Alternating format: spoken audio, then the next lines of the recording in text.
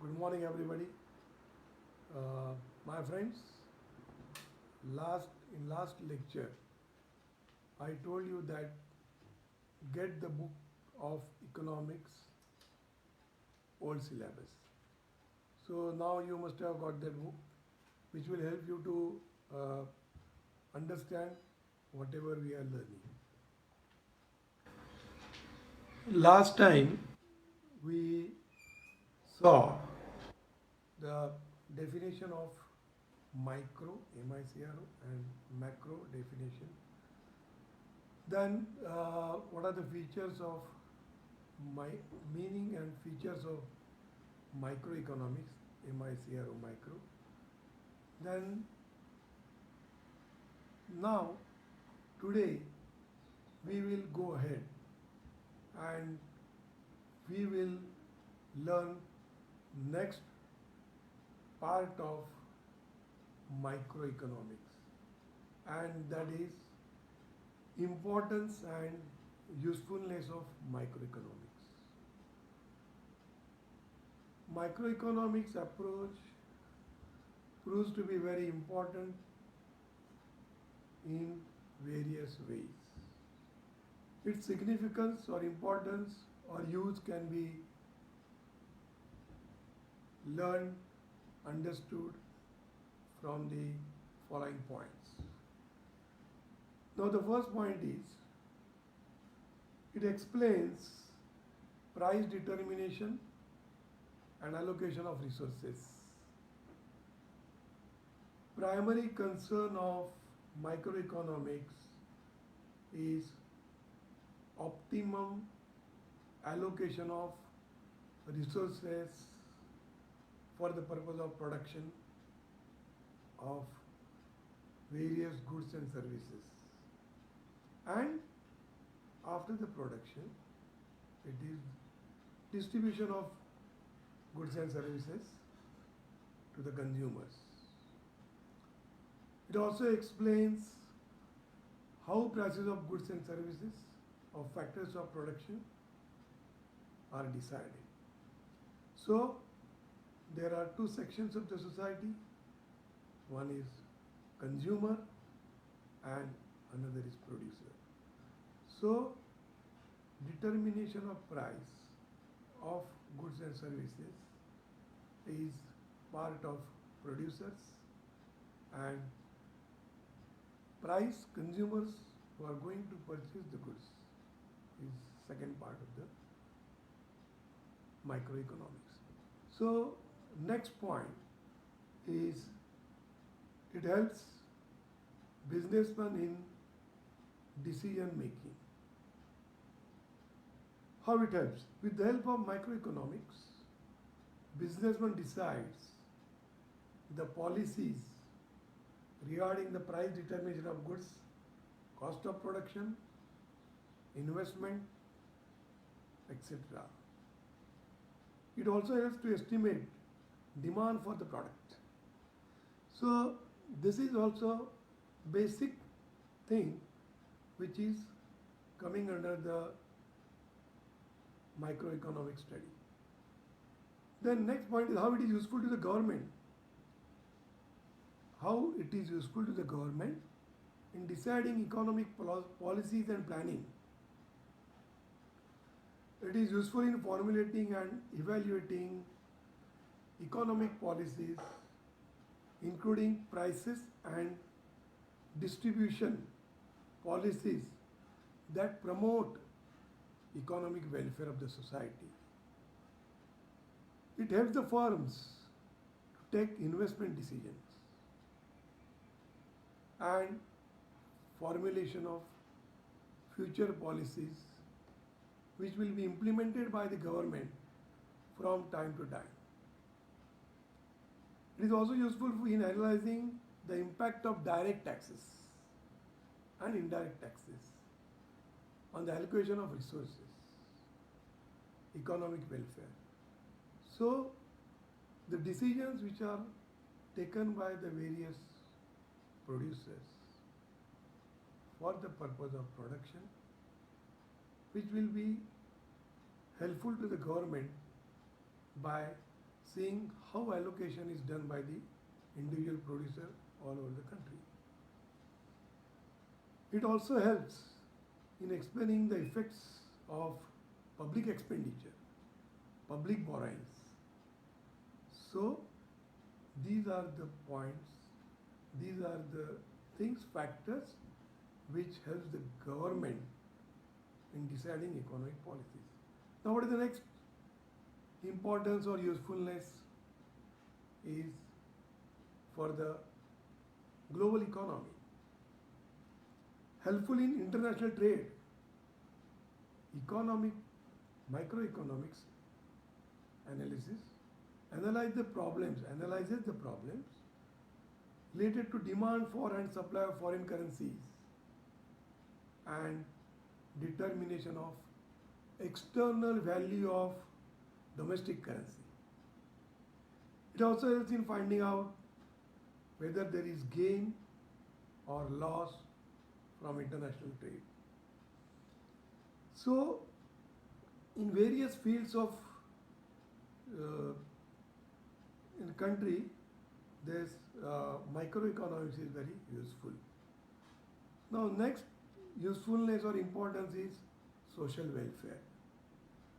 Microeconomics analysis suggests how to minimize and eliminate wastage of resources under different market conditions. It also suggests allocation of scarce resources so as to get maximum social welfare. Now further, next point is economic forecasting. Economic forecasting, like law of demand, law of supply, provide basis for demand forecasting, sales forecasting. So this is the basis on which various laws, which we will be studying afterwards. So the base of these economic laws are emerge from microeconomics. It is slowly, if you see how the importance creeps in various chapters which we are going to learn in future. Now, next point is model building. Complex economic situations can be understood with the help of microeconomics. Development of various terms, concepts, tools of economic analysis is a valuable contribution of microeconomics to the science of economics.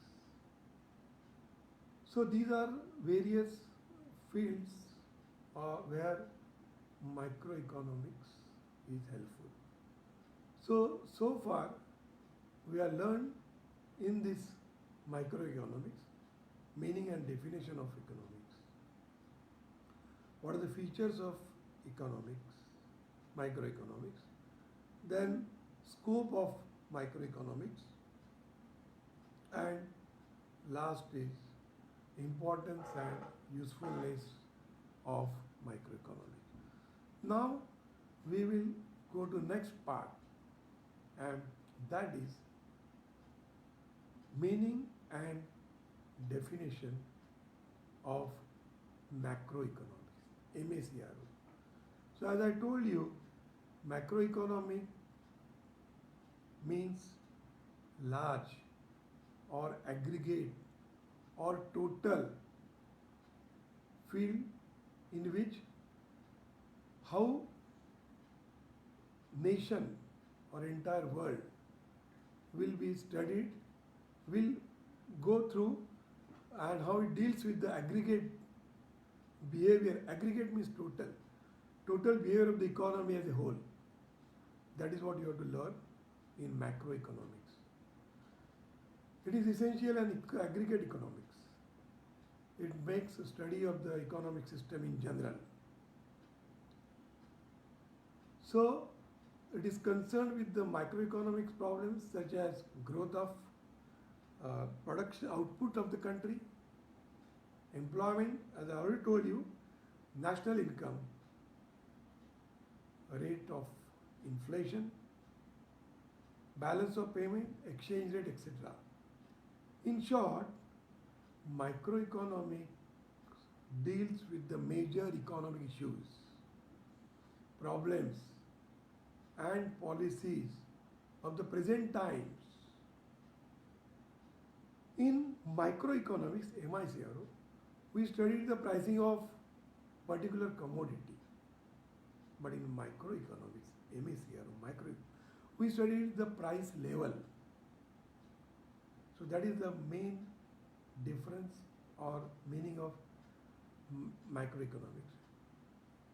Now, microeconomics deals not only with individual quantities as such, but with the aggregate of these quantities. This definition was given by Kenneth Boulding. Now, further, there are various economists who have defined and extended, explained meaning of macroeconomics. Now, from the historical point of view, we can learn or we can understand what the microeconomics is. Even in 16th and 17th centuries, advisors advocated policies of government which are based on macroeconomics. There are two classes of economics. Schools of economics, that is classical economics. There are various actually, neoclassical economics, modern economics. Even the classical economics theory of Professor Adam Smith, Professor Ricardo, and J.S. Mill also discuss the determination of national income and wealth, total rent, total wages, and total profit. But their microeconomics analysis study was combined with the microanalysis. After the Great Depression, there was a revolutionary and fundamental changes in the economic thinking. Great Professor James Keynes in 1936 published the general theory of employment, interest, and money, which revolutionized. There was revolution. The whole economy thinking. He suggested that microeconomic behavior should be studied separately. Formerly, various economics were confused. They were not knowing what is the difference between micro and macro. So James Keynes was the first person who has, with authority, he said that we should study microeconomics separately. There is a study of microeconomics from it is given in his book. Besides Keynes, there were many other economists, Malthus, Karl Marx, then Erwin Fischer,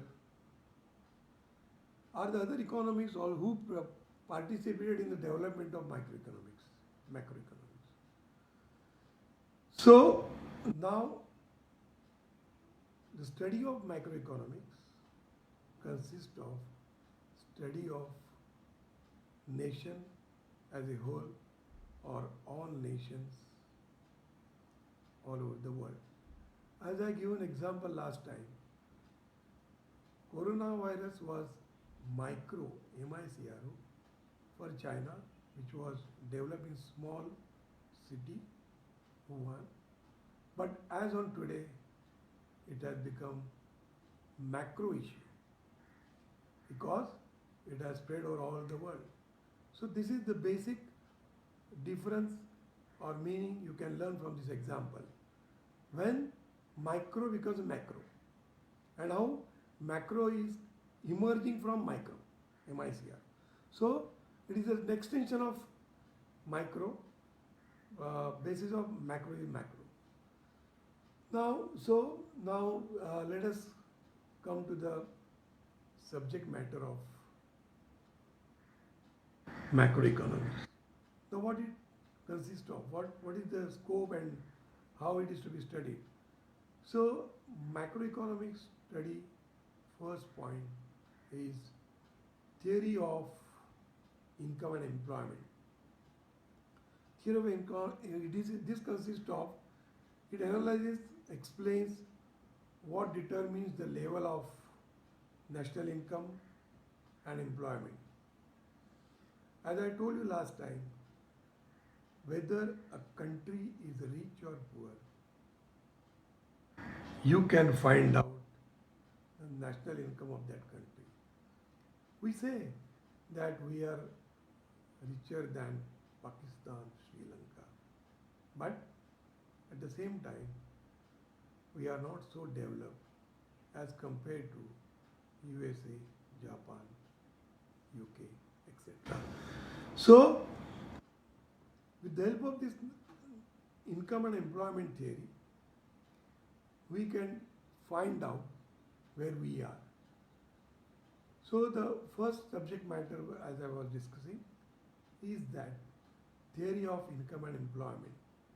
To determine this, we have to study the determination of aggregate supply. Aggregate supply means total supply of various goods and services in a country as a whole.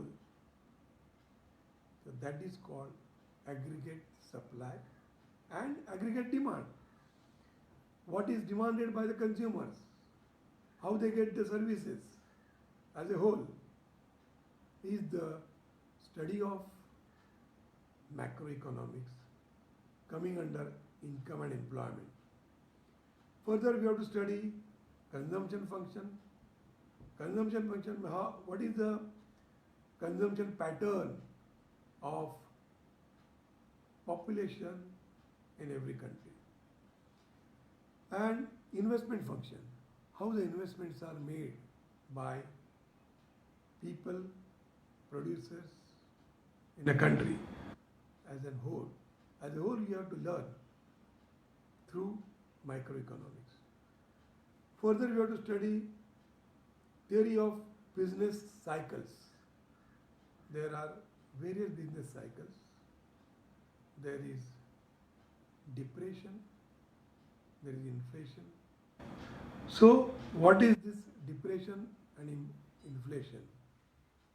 When there is unemployment, less production. Now, today, entire world is going through depression because of coronavirus. So, then slowly, this economy, as and when this coronavirus goes away, we will move ahead and then ultimately we'll come to the next stage of trade cycle. So various trade cycles we have to learn through microeconomics. Next part of your scope or subject matter is theory of general price level and inflation. General price level means, now the study of level of prices is important on account of problems created by inflation and depression. Now what is price level?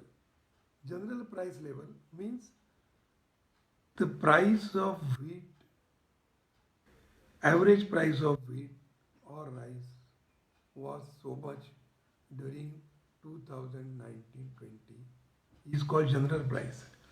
Individual price means a seller is selling goods at 20 rupees kg.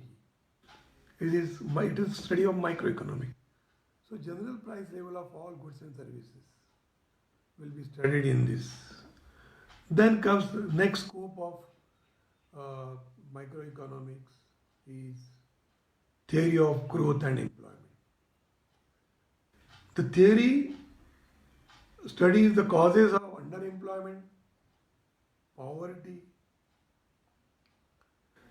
unemployment, underdevelopment, development, how developing countries coming up with the help of resources available with them is coming under the point of growth and development. It also studies the problem of full utilization of resources for increasing productivity of the country. Now, macroeconomics also study the theory of distribution. In case of micro also, we have learned production of goods and services and distribution of goods and services by individuals in a country. Now, in microeconomics, we say that micro theory of distribution. This theory deals with the relative share of rent, wages, interest and profits in the total national income. So, from the aggregate point of view, from the individual all nation point of view, this is called theory of distribution. In addition to this, it also studies public finance, international trade, monetary and fiscal policies. Public finance means decision of direct and indirect taxes and whatever income is earned by the government through budget, how it is distributed among the people staying in the country. So public finance is a part of macroeconomics which is coming under the theory of distribution. International trade, export, import, exchange rates of a country with all over the world. That is also a scope coming under distribution theory of macroeconomics. Now, so this is what is the scope in macroeconomics. Now let us go to next point, and that is features of macroeconomics. We saw some points in our definition. Now let us understand point-wise features of macroeconomics. First feature of macroeconomics is general equilibrium price. General equilibrium analysis, General equilibrium analysis is the first feature of macroeconomics. Macroeconomics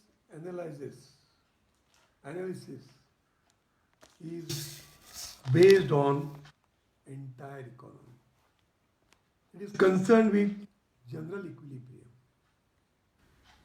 General equilibrium means it studies the behavior of different variables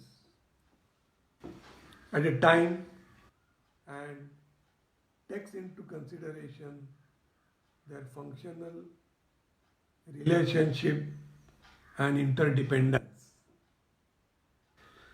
This approach assumes everything depends upon everything else. That is the fundamental issue covered under general equilibrium analysis. Now we saw which method is used by the microeconomics, MACR. So microeconomics uses the slicing method while studying micro, but in your macroeconomics, it uses economics uses lumping method. Now, what is lumping method? So, lumping method is total values of variables related to the whole country. So, when you learn ocean, it is macro. When you learn forest, is a macro. When you learn tree in a forest, is a macro. So here, lumping method means it is covering entire nation or entire world as a whole. It is also really referred as lumping method. It considers aggregates like national income, total consumption, total savings, total employment, total production. So, when you study issues which is related to the whole country and go ahead, it is said that it is a lumping method of study of macroeconomics. So, as I already told, so this is third you can say as a feature. What is the scope? So, scope consists of the scope includes the scope of microeconomics includes monetary theory, theory of distribution. As this is already I have told you in scope in detail, but for the purpose of feature, when you write in your exam, what are the features of microeconomics, you have to include this point. So, the scope includes monetary theory, theory of distribution, international trade, theory of income and growth, etc. It is also called theory of income and employment, as I already told you. Now this is introduced by Keynes, which is published in his book, The General Theory of Employment, Interest and Money. Now, next point of feature is application. How microeconomics is applied, how it is to be applied, how it is to be covered. So, application of microeconomics principles in a theory and practice is very significant. It helps to analyze the basic problem of the economy, problems like inflation, trade cycles, poverty, unemployment can be analyzed with the help of microeconomics. And with the help of this, after studying these points, economists or country leaders will find out suitable solution. They can frame studying the present conditions of whatever we have learned, whatever I have told you, and then government can frame their policies with the help of microeconomic study. Now, as I told you in microeconomics, the microeconomics is based on various assumptions. So when I told you, it is said that other conditions remaining same. So there are many assumptions in microeconomics, in the law of demand, law of supply, law of utility. Now what is the nature of assumptions in microeconomics? Microeconomics is based on very few assumptions. Hence, the approach is said to be more realistic. While traditional economists gave importance to microeconomics. Modern economists give more importance to the problem as the national as a whole. Over a period of time, it has acquired immense importance, significance. It is widely used by both developed and developing countries in solving various economic problems. Because the assumptions which are covered are very negligible, because microeconomics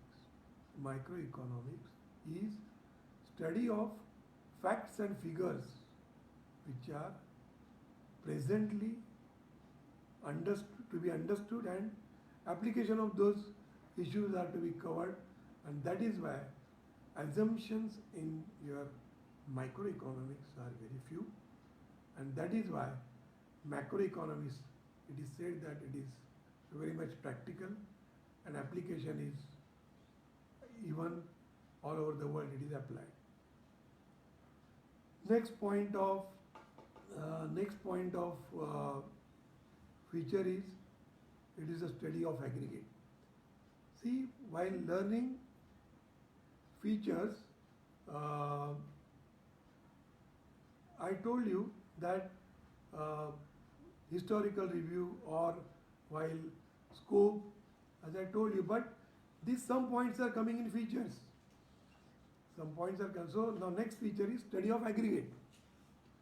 This we already learned while defining the microeconomics, but for the purpose of understanding or explaining or writing additional point, you have to write, and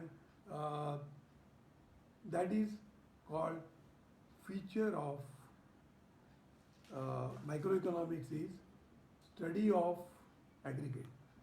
So microeconomics is concerned with the study of aggregate, means aggregate demand, total demand, then total output, general price level, national income, poverty, unemployment.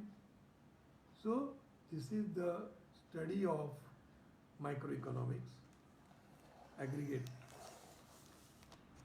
Now next point is how it is useful to the government policies. So usefulness of microeconomics, that is for framing the government policies. The study of microeconomics is highly useful for the formulation and implementation of various economic policies of the government. The government is concerned with the regulation of general price. Price level is to be maintained. It has to control inflation.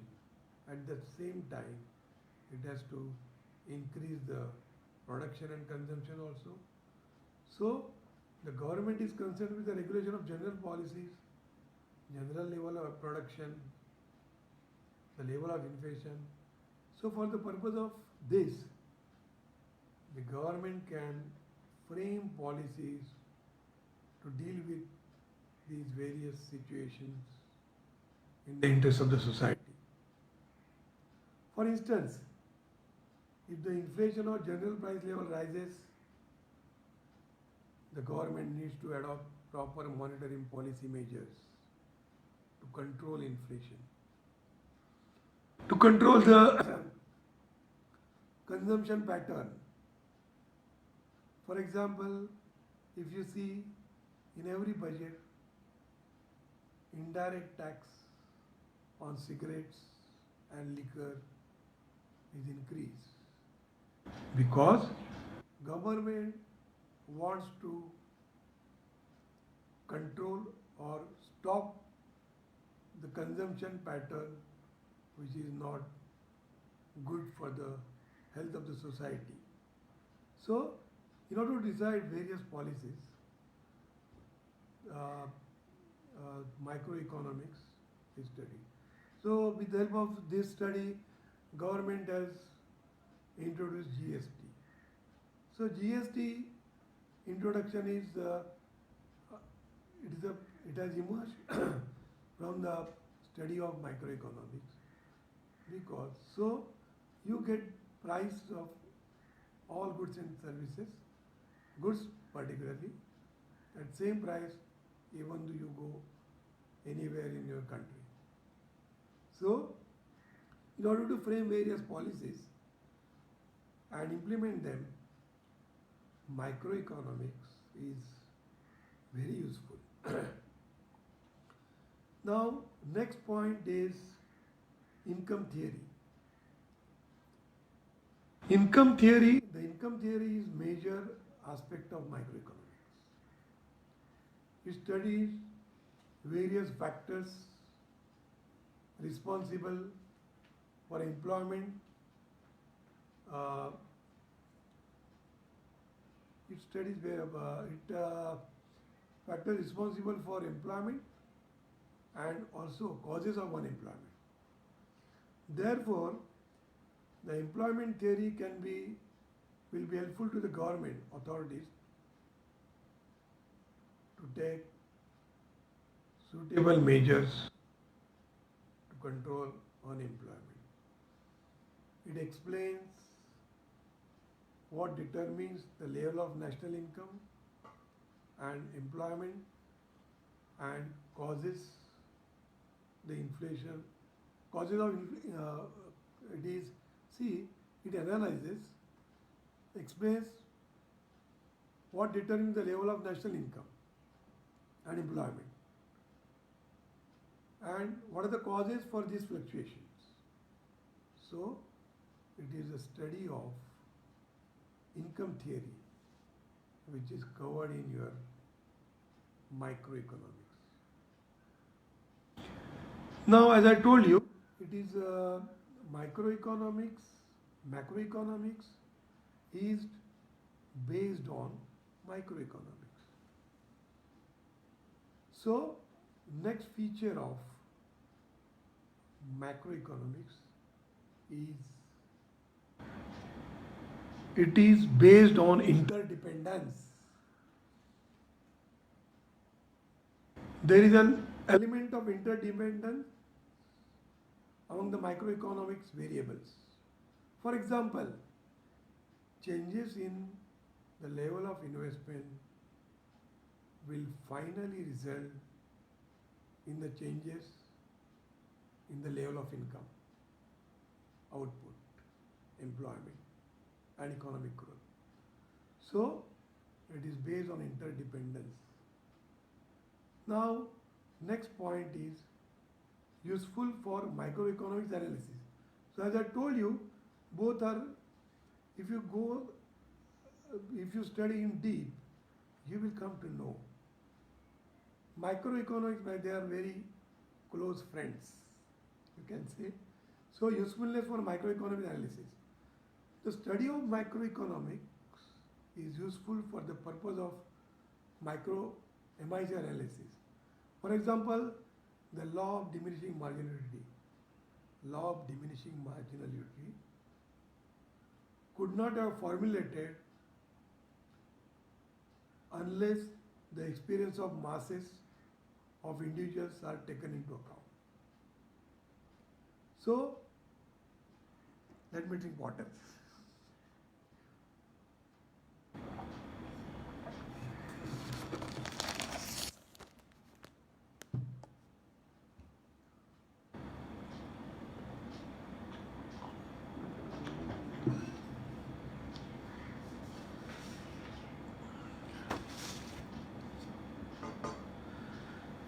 So now coming to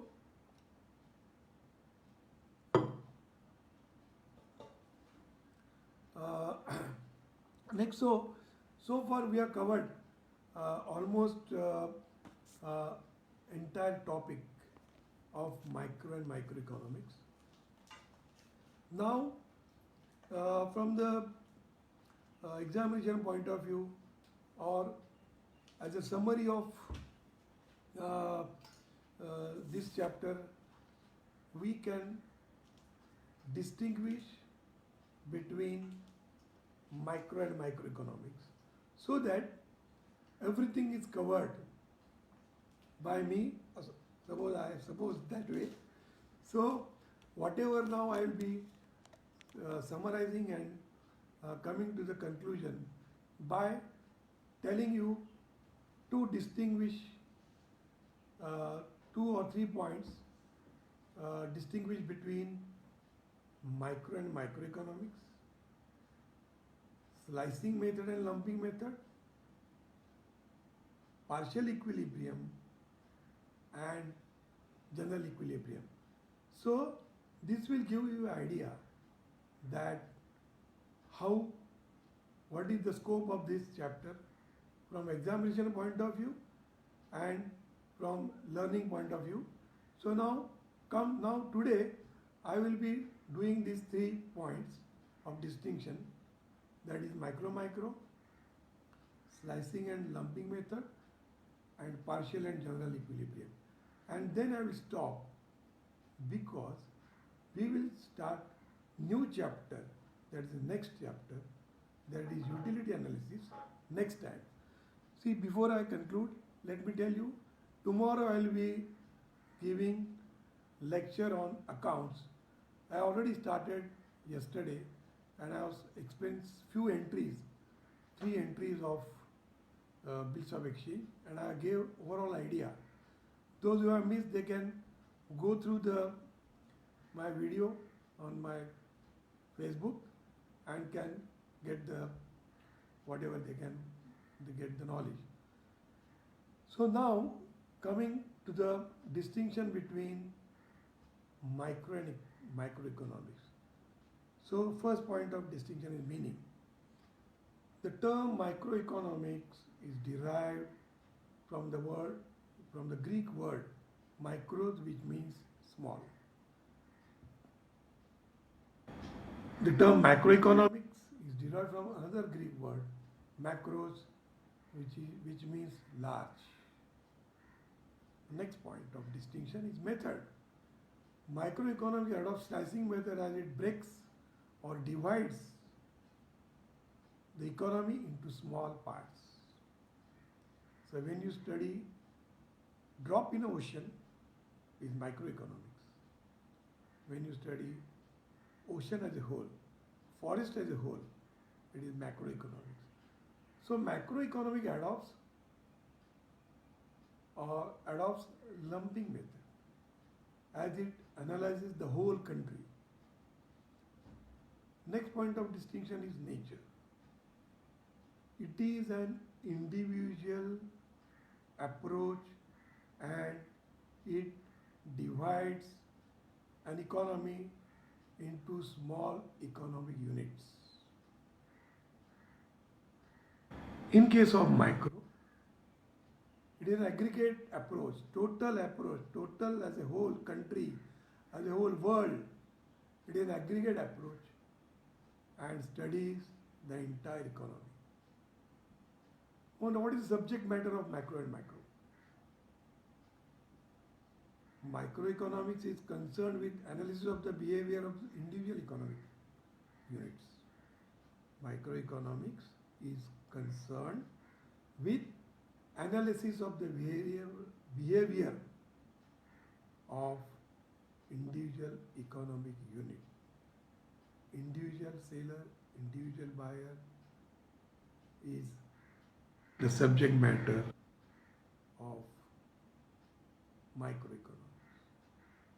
And microeconomics is concerned with analysis of behavior of aggregate in nature. Aggregate of output, aggregate supply, national income. These are the examples. Now approach. The approach of micro and macro. It is basically traditional approach. Microeconomics is traditional approach and macroeconomics is modern approach.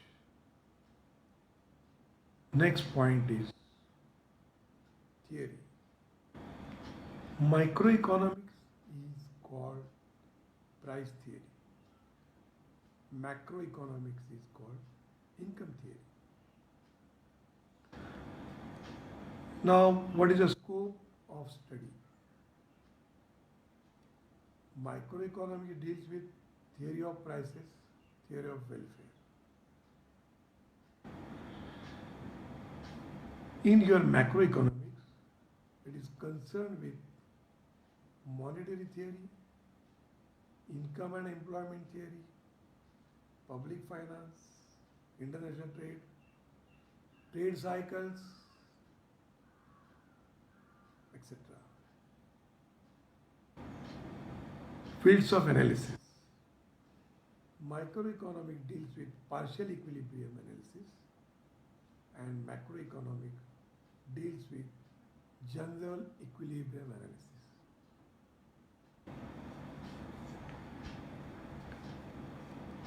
Now, next is microeconomic deals with economic phenomena independently. Macroeconomic deals with economic phenomena interdependently. It is interdependent phenomena which is studied in the macroeconomics. So these are the points of difference which explains features also, and some points of scope, some points of usefulness, and it is a sort of summary of your chapter micro and macro, and which will help you to learn and write in your exam various questions which will be now, as I told you, that you get the book of your old syllabus, 12th standard, prescribed book by Maharashtra Board. From that book, you can learn about 8 topics. Now, next point of difference or distinguishes slicing method and lumping method. Now, see, as you know, let me tell you that in the old syllabus, the distinction, I am talking about question pattern. Now, this pattern is not given by the Maharashtra Board to us. Even the only topics which are to be covered in this syllabus for all the subjects is given, but those who are teaching as a profession, they will come to know that what is to teach. So that is why I am telling you that even though the pattern of question paper, weightage of questions are not given by the board. In the previous syllabus, the distinction question was having only 2 marks. But there was one question for 8 marks or 6 marks or 4 marks. In that question also, board paper consists of a distinction between micro and macroeconomic. So this you can learn from distinguished point of view or from the point of view of features or scope, etc. Now coming to next point, that is slicing method and lumping method.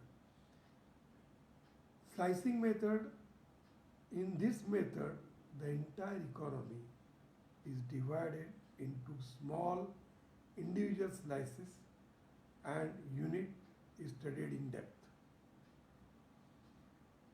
In lumping method, microeconomics studies the economy as a whole without slicing it, without dividing into small parts. Microeconomics, for the sake of distinction, as you know, you already learned from me, for the purpose of distinction I am telling you, microeconomics, MIC or microeconomics uses slicing method, macroeconomics uses lumping method. Third point of difference is in slicing method, it is a study in depth of individual unit like household, firm, product, particular product. In lumping method, it deals with the behavior or aggregate behavior of demand, aggregate demand, aggregate supply, national income, employment. As I told you, I have given the example, already I have given the example.